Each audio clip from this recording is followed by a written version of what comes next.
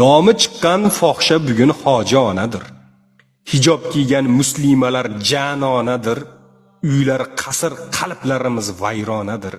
Kim o'zarga bo'lmoqdadir to'ylarimiz. Ko'p erkakni bugun uyda xotin boqar. Sharafsizlik yigitlarga qanday yoqar? Yig'laymikan, kulaymikan yo alhazar? Uyatmaymiz, ko'kka yetar bo'ylarimiz. Qizlar kalta, yigitlar tor kiymoqdalar. Chet ellarga pulni deb yor bo'lmoqdalar. Dindorni emas, kofirni ham sevmoqdalar.